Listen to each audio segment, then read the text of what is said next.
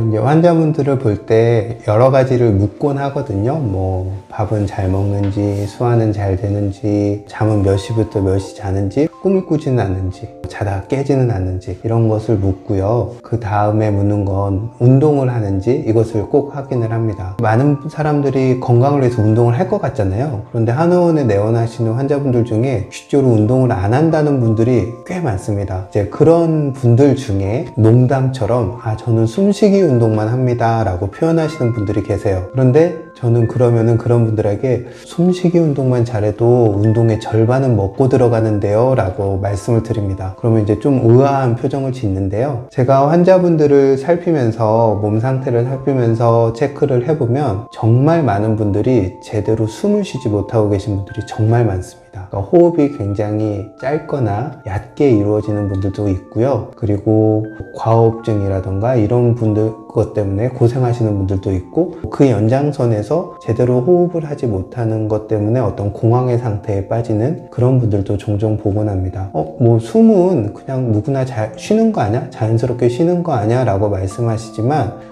의외로 정말 제대로 호흡하지 못하는, 우리가 왜 갓난 아이들이 누워서 편하게 배가 오르내리면서 호흡을 하잖아요. 그런 것처럼 편하고 깊이 제대로 호흡하시는 분들이 정말 적습니다.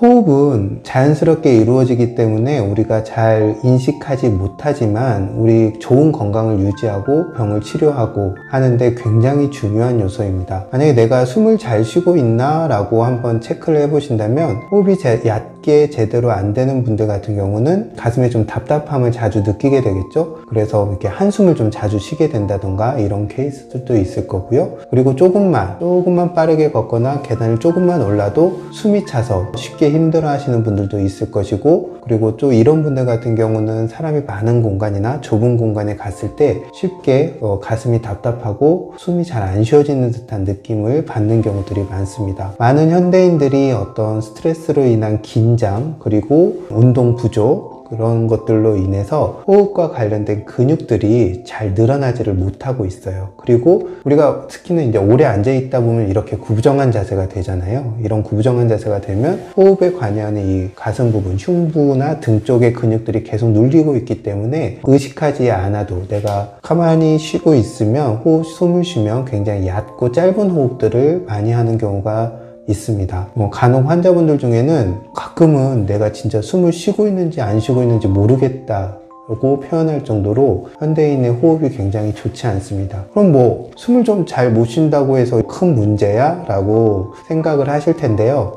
큰 문제입니다. 왜냐하면 우리 몸을 이루고 있는 세포는 바로 우리가 호흡을 통해서 얻을 수 있는 산소를 통해서 에너지를 만들기 때문입니다. 우리가 캠핑을 가거나 했을 때 장작에 불을 떼잖아요. 그런데 공기가 잘 통하지 않으면 어떻게 되죠? 연기가 자꾸 나고 화력이 약하고 제대로 불이 붙지를 않잖아요. 이런 것처럼 우리 몸의 세포들은 산소가 충분하지 않으면 제대로 에너지 생산을 하지 못하게 됩니다. 이것은 우리가 아무리 좋은 음식을 먹어도, 쉽게 생각하면 자온 장작을 넣어도 호흡을 제대로 하지 못해서 숨을 제대로 못 쉬어서 산소를 제대로 넣어주지 못하면 그 좋은 것들을 먹은 게 아무 소용이 없는 것과 마찬가지입니다. 장작만 잔뜩 넣고 불구멍 막으면 어떻게 되죠? 장작은 그대로 남아있죠. 오히려 몸에 좋으라고 먹은 것들이 내 몸에 해가 될 수도 있습니다. 많은 사람들이 좋은 것을 먹을 생각만 하지 숨을 제대로 쉬어야겠다는 생각을 안 하고 있어요. 저는 이것은 정말 중요한 것을 놓치고 더 오히려 말단의 것을, 지엽적인 것들에 포커스를 두고 있다고 생각합니다. 호흡이 중요한 것은 이런 요인이지만 아주 오래전부터 우리가 이런 방식으로 진화했기 때문입니다. 즉, 산소를 이용해서 에너지를 만들어내는 세포들이 생기게 난 후에야 우리 다양한 생물들, 고등생물들이 생기게 되었고, 그 끝에 인간도 생기게 되었다고 볼 수가 있습니다. 우리 몸을 이루고 있는 세포들은 좋은 호흡을 통해서 에너지를 충분히 생산할 때 재기능을 할 수 있는 세포들이라고 할 수가 있어요. 그러면 좀 숨을 제대로 못 쉬고 제대로 세포들이 기능을 못 한다고 해서 당장 죽거나 큰 병에 걸리는 것은 아닙니다. 왜냐하면 우리 몸은 어떻게든 이 상황에 적응하려고 하기 때문이죠. 하지만 충분히 호흡을 하지 못하고 제대로 숨을 못 쉬지 못하고 우리 몸 안의 환경이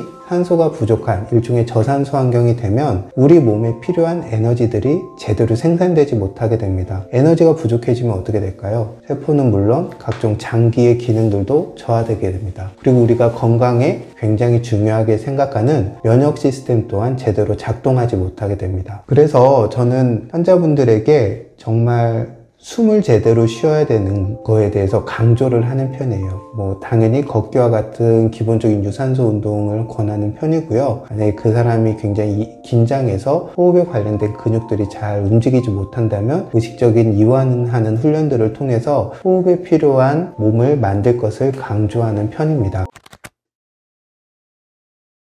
그래서 이런 분들에게 제가 이제 종종 권하는 것 중에 하나가 바로 보이차입니다. 보이차 하면 막 고급차, 비싼 차 이런 생각을 하실 텐데요. 보이차 중에도 합리적으로 우리가 마시는 커피만큼이나 이런 유명한 체인점에서 마시는 커피만큼이나 그 정도 비용 아니면 그보다 더 저렴한 비용으로도 즐길 수 있는 보이차들이 많기 때문에 보이차가 아니라면 일종의 차 종류를 좀 권하는 편입니다. 차도 물론 각성작용, 카페인이 있습니다. 하지만 커피와 차의 카페인은 물질적으로는 어떤 카페인이라는 공통점이 있을지 몰라도 우리 몸에 들어갔을 때 우리 몸의 안에서 작용하는 방식이 조금 다릅니다. 아마 오늘 낮에도 식곤증 때문에 커피를 드신 분이 있을 텐데요. 커피 같은 경우는 이렇게 심장을 쥐어짜서 흐름들을 머리 위쪽으로 쭉 올려서 쉽게 생각하면 강제로 뇌를 각성시키는 그런 작용들을 하게 됩니다. 하지만 차는 어떻게 하냐면 밑으로 흐름들을 쭉 내립니다. 밑으로 쭉 내려서 내려진 흐름이 다시 마치 반발력을 타고 올라가듯 머리 위쪽으로 올라감으로써 머리를 좀 맑게 하고 각성시키는 작용을 합니다. 우리가 시소가 기울어 이렇게 있을 때 이쪽을 밀어 올려도 올라가고 이쪽을 내려도 올라가게 되잖아요. 이쪽을 밀어 올리는 게 어떤 커피의 작용이라면 이쪽을 내림으로써 이쪽을 올리는 게 어떤 차의 작용이라고 할 수 있습니다. 차는 되게 종류가 다양해요. 우리가 녹차도 있고 백차도 있고 덕거서 만든 덕금차도 있고 홍차도 있고 황차도 있고 보이차도 있고 그러죠. 그런데 제대로 잘 만들어낸 보이차를 권하는 이유는 이렇게 아래로 쭉 흐름들을 끌고 내려가는 힘이 보이차가 가장 좋기 때문입니다. 그래서 내가 늘 긴장하고 뭔가 머리가 멍하고 늘 숨도 제대로 깊이 잘 쉬지 못하시는 분이라면 커피로 억지로 각성시키는 대신 그런 상황이 됐을 때 숨이 잘 쉬어지지 않고 답답하고 뭔가 머리가 맑지 않을 때 따뜻한 보이차 한 잔을 드셔보신다면 그런 상황에서 벗어나는 데 도움이 될 것입니다.